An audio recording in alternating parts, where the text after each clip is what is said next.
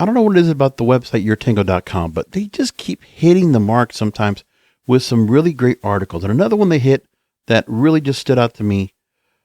How about when you have somebody in the friend zone?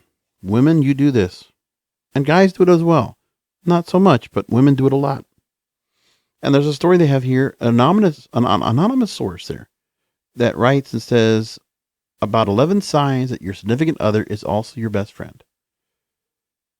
I mean, how many times do you realize when you have gotten yourself so bonded and so close, you've connected so much with somebody, and you feel like you can't have a romantic connection with, that you have somebody that is so in tune with you, understands you on such an intimate level?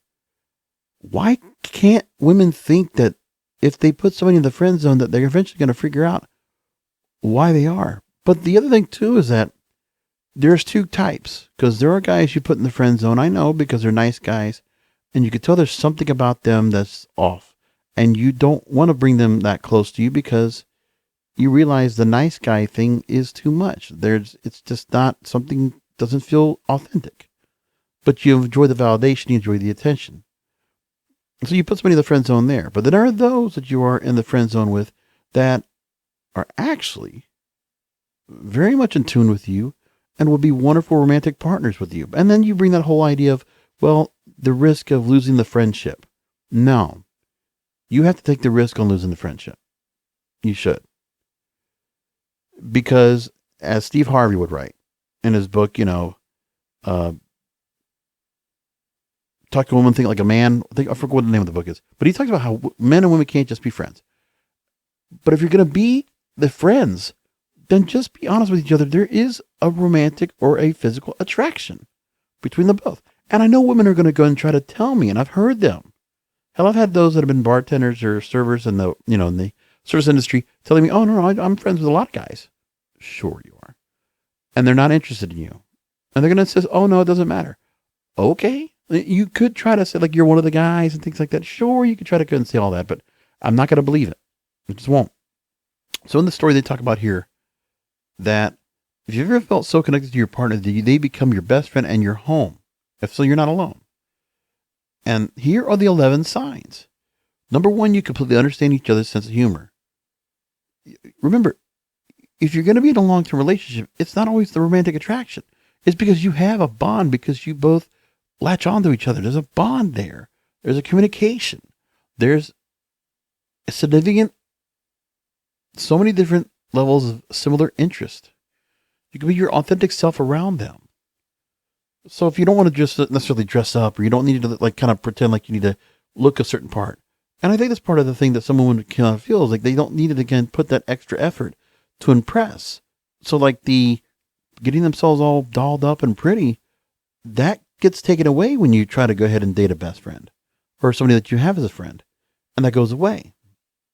And then next is you communicate honestly and openly. But this is also if you have a friend and you need to go and just find out if this is somebody you want to keep friend zoned or not, then test it. Like really, when you think about, okay, you might have other options of who you want to go out with. I can understand that part. But you know what? For the sake of the friend zone, you need to confront them on the friend zone. Stretch it out a little bit. Test it.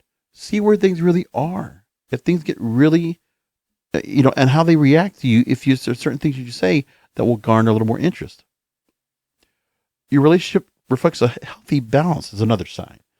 That you don't spend every waking moment with each other. And you spend time with your other friends and family, you spend in each other's space. Yeah, you know how to balance time out with each other. You share numerous interests and hobbies. And you trust each other completely. If you have somebody that's complete trust, women, you need to hold on. Listen, you want men in your life that are going to be of friends and in that kind of sense. That's cousins. That's brothers and sisters, right? It should be family that kind of gives you that dynamic. Because there's going to be a bloodline there that's never going to allow anything to happen. But when you're talking about people that are strangers, people that become friends of yours, it still makes a difference where there can be a romantic kinship. And you need to keep that in mind. The seventh sign they have here that your significant other could also be your best friend is also your best friend. You respect each other's boundaries and always ask for consent. Number 8, you always enjoy being around each other's friends and family. And this is not all these 11 signs don't have to be everything, but it's not a bad way to go. And the thing is that the risk of finding out if the friend zone might be something more than just what it is, you're also going to keep this in mind too. And there's not being anything said in this story, but this is what it is as well. Because how many guys that are out there, when a woman is in their teens or 20s and they're prime youth and beauty, and at the most interest, of course, that many guys are going to be interested in you, but then this one guy is always the consistent. He is the balance. He is all in the only interests, like-minded, everything. And because you think, well, I need to enjoy my youth and I need to not be tied down, you're going to still get tied down. You're still going to get yourself in commitments and you're going to still put yourself in other spots.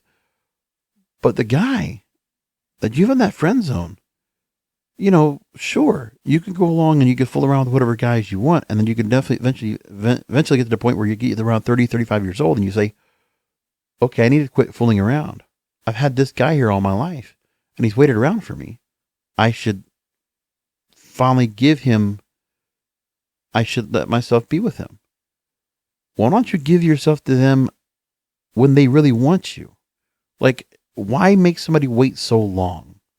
Because bitterness and resentment can also come with that. There's a timing behind that. Unless you absolutely make it clear that platonic is going to be what you're both going to be. I make it absolutely clear.